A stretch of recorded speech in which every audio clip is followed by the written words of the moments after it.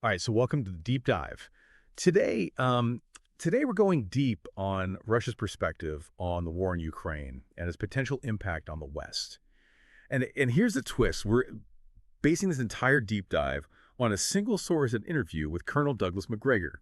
You might be thinking, who is this Macgregor guy? Well, he's a decorated combat veteran and former senior advisor to the Secretary of Defense.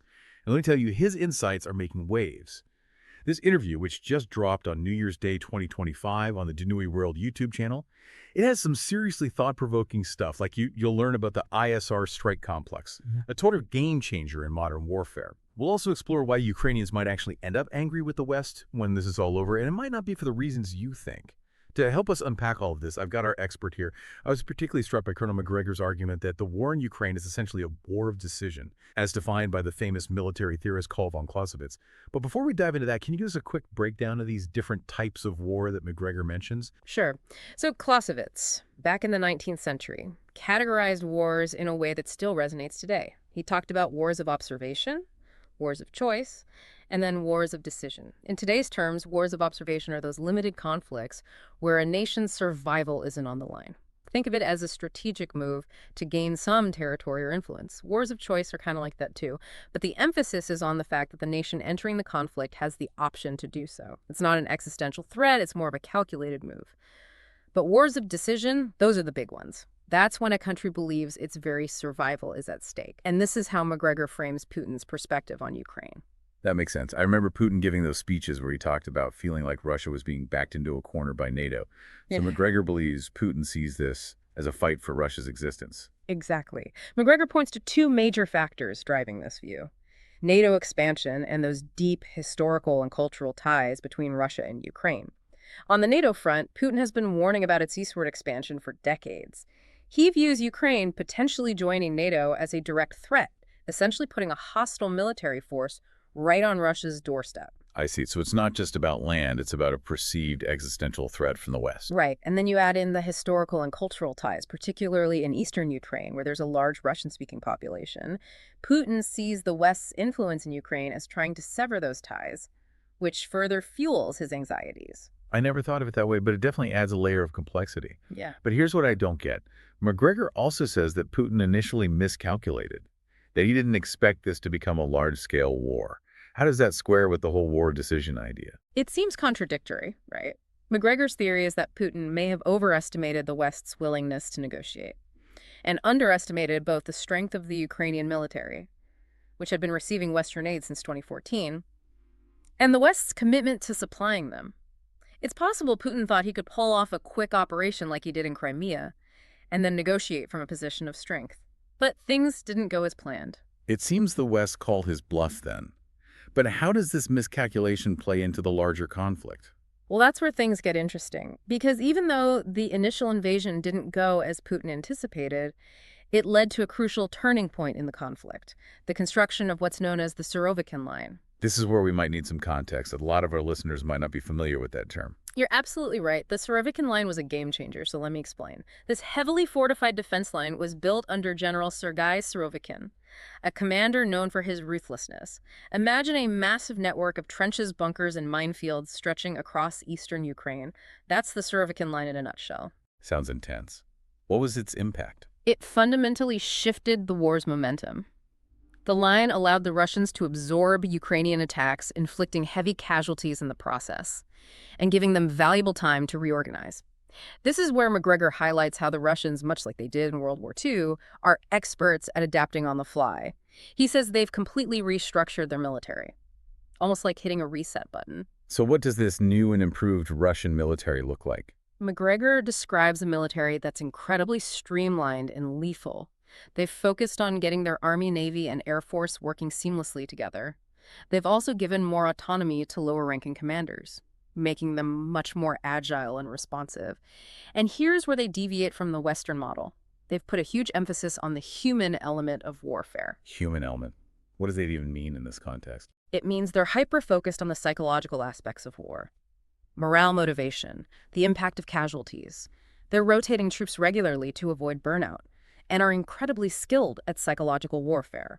They even use propaganda and disinformation to target Ukrainian morale. Wow, that adds a whole new dimension to the conflict. Yeah. So where does this ISR strike complex you mentioned earlier fit into all of this? It sounds pretty high-tech. It is. You might not be familiar with the term, but it's crucial to understanding modern warfare. ISR stands for Intelligence, Surveillance, and Reconnaissance. It's essentially the ability to combine real-time intelligence from drones, satellites, and other sources with the power to instantly and accurately strike targets. So it's like having eyes everywhere and the firepower to act on what you see immediately. Exactly. And the Russians have become masters of it. They can identify a Ukrainian target, relay that information up the chain of command, and have a cruise missile or artillery barrage on that target in minutes. This lightning-fast kill chain is something the West is struggling to match. Do you have an example of how effective this ISR strike complex can be? Macgregor shared a pretty chilling anecdote in the interview. He described a situation where the Ukrainians had cleverly hidden artillery inside a building. But within 10 minutes of a strike request, a Russian cruise missile launched from the Black Sea Fleet completely obliterated the target. That's the power of the ISR strike complex. See it, target it, destroy it. It's a level of responsiveness we just don't have yet. This is all starting to sound pretty bleak for the Ukrainians. And then there's Macgregor's statement that Ukraine is fighting a suicidal war. Yeah. That's a heavy accusation. Can you explain what he means by that? It's definitely a strong statement. Macgregor believes that the West is pushing Ukraine into a conflict that is decimating its people and its military for the sake of a larger geopolitical game against Russia. He argues the Ukrainians are being used as pawns and that the West is more concerned with weakening Russia than the human cost to Ukraine. I see. But many would argue that the Ukrainians are fighting for their freedom and independence. How does Macgregor address that? He doesn't deny their fight for freedom, but he points to the staggering casualty figures. He cites potentially 600,000 Ukrainian soldiers dead and over 1 million total casualties. These numbers, he argues, suggest a war that's unsustainable and unwinnable for Ukraine, especially when compared to estimated Russian losses. His point is that while their fight is valiant, the costs are devastating, and the likelihood of victory as defined by the West is incredibly low. This is a lot to take in. So Macgregor's argument is that the West is essentially sacrificing Ukraine to weaken Russia. That's the core takeaway. And it's definitely controversial, but it's a perspective that we need to consider if we're going to have an honest and informed conversation about this war. We have to ask ourselves, is continued Western support prolonging the conflict and the suffering without changing the ultimate outcome? Wow. I'm already seeing how this deep dive is going to completely reshape my understanding of this conflict. And I'm sure our listeners are feeling the same way. I think one of the most surprising things Macgregor brought up was his argument that Russia's society is actually stronger now than it's been in decades, maybe even since World War I. I mean, that seems hard to believe considering they're facing a major war and crippling sanctions. Yeah, it does seem counterintuitive. But Macgregor's point is that the war, despite its horrific costs, has had a unifying effect on Russian society. He argues that Russians see this as a fight for their nation's survival against Western aggression, and they've rallied around Putin. So it's like the classic enemy of my enemy scenario. Yeah. The pressure from the West has actually made them more cohesive. Exactly. And Macgregor contrasts this with what he sees happening in the West, increasingly fractured and divided societies. Yeah, we've certainly seen rising political polarization and social unrest in the U.S. and Europe, but Macgregor takes it a step further. He links this breakdown in the West to globalization and mass immigration. He argues that while globalization brought economic benefits to some, it also led to job losses in manufacturing and a shrinking middle class, which in turn fueled anxiety and resentment. That definitely resonates with the rise of populism and the feeling that the system is rigged against the working class. Right. And then on top of that, you have mass immigration, which Macgregor argues further complicates things. He believes large-scale immigration from culturally different countries makes it harder to maintain social cohesion and shared values. So he's suggesting that mass immigration, especially from non-Western countries, is creating a clash of cultures within Western societies. That's his argument. And it's a viewpoint shared by many on the political right who believe mass immigration is undermining Western culture and traditions. This is obviously a very sensitive topic, and it's important to clarify that Macgregor isn't advocating for closed borders or an end to all immigration. His point is more about the pace and scale of immigration, and whether it's happening in a way that benefits both immigrants and the receiving societies. You're right to point that out. It's about responsible and well-managed immigration that prioritizes assimilation and integration, not just opening the floodgates. This reminds me of Macgregor's organization, Our Country, Our Choice. Can you tell us more about their platform? They advocate for putting America's interests first, both domestically and internationally.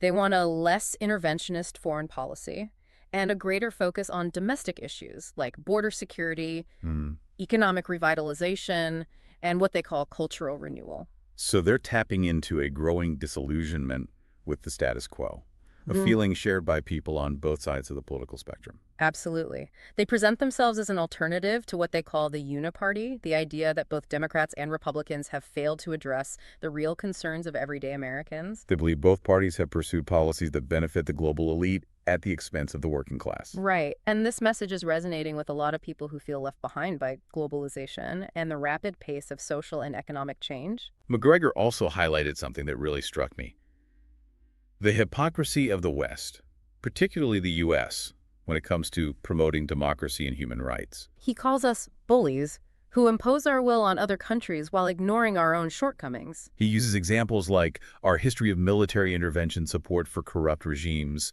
and the use of economic sanctions as evidence of this hypocrisy. It's a critique that's hard to ignore, even for those who generally agree with U.S. foreign policy goals. Yeah. How does this idea of Western hypocrisy connect back to the war in Ukraine? Macgregor argues that the U.S., as the leader of the West, has pushed Ukraine into this unwinnable war against Russia for its own geopolitical gain. He claims we've been fueling the conflict with weapons and money, encouraging the Ukrainians to fight to the last man, even though victory as defined by the West is highly unlikely. Yes, and he highlights the fact that the West has been unwilling to negotiate a peace settlement that addresses Russia's security concerns, essentially forcing the Ukrainians to continue a fight they can't win. This goes back to his earlier point about the West's obsession with military interventionism. It's as if we're addicted to war, even when it's not in our best interest. It's a thought-provoking assessment, and it makes you wonder, are we so used to being the world's police force that we can't fathom a world where we're not constantly intervening in other countries' affairs? That's a question we really need to consider.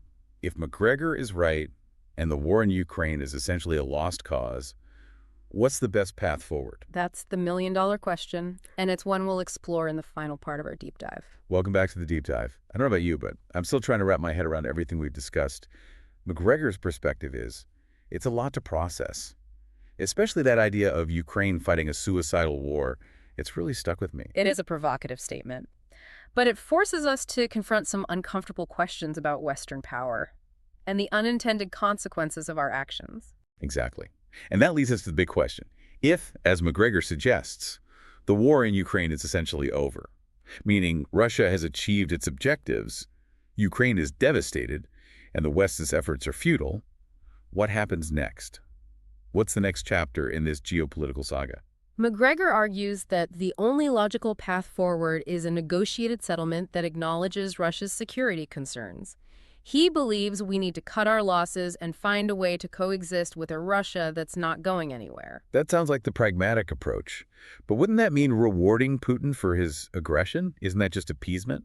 That's a common concern. But Macgregor insists this isn't about appeasement. It's about realism. It's about recognizing that Russia has legitimate security interests and that trying to corner them will inevitably backfire. I'm starting to see his point. He seems to advocate for demilitarizing our relationship with countries like Russia and China. What would that actually look like in practice? It would mean shifting away from this Cold War mentality, this idea that we need to constantly confront and contain these countries. It means understanding that we can have economic and diplomatic relationships with them without trying to force our values or systems upon them. So it's about finding a way to coexist peacefully, competing where necessary, but cooperating where possible. Precisely. Macgregor believes this is the only way to avoid a catastrophic conflict, one that could potentially escalate into a nuclear war. He makes a comparison to the U.S. and the Soviet Union during the Cold War.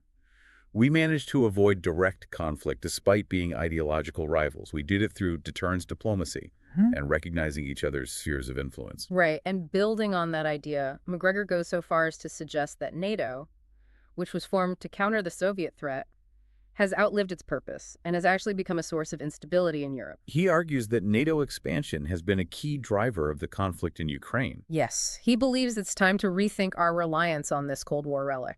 But what about the argument that NATO is essential for deterring Russian aggression in Eastern Europe? Countries like the Baltic states, Poland, and Romania are deeply concerned about Russia. Macgregor acknowledges those concerns, but he believes that NATO is not the solution. He argues that true peace in Europe can only come through diplomacy and a security framework that takes Russia's legitimate interests into account. So in his view, NATO is more of a liability than an asset at this point. That's his assessment. He believes that clinging to NATO is making Europe less safe, not more. One of the things I found most unsettling about Macgregor's analysis was his claim that the West is actively trying to destroy Russia. It seems like a very extreme position. It does sound extreme at first, but remember, he's speaking from a perspective deeply rooted in his understanding of Russian history and culture. You're saying he sees a pattern in the West's actions. Yes, he sees things like NATO expansion economic sanctions and our support for regime change in places like Ukraine as evidence of a deliberate strategy to weaken and ultimately dismantle Russia. And he's especially critical of the Biden administration. Yes, he accuses the Biden administration of being ideologically driven and completely out of touch with reality. He argues that Biden's rhetoric about Putin being evil and the need for regime change in Russia has made a negotiated settlement virtually impossible. So according to Macgregor, Biden's hardline approach is escalating the conflict and increasing the risk of a larger war. That's his assessment. It's a sobering thought. And it brings us to the end of our deep dive. I'd like to turn it over to you, our listener. What are your takeaways from all of this? Has this deep dive changed your understanding of the war in Ukraine? Do you agree with Macgregor's assessment? And most importantly, how might these global shifts affect your life or work? These aren't just abstract geopolitical events happening far away. They have the potential to impact all of us in very real ways. If Colonel Macgregor is right and the war in Ukraine is essentially over, what does that mean for the future of global power dynamics? And what does it mean for the West? Those are questions worth pondering. Until next time, keep diving.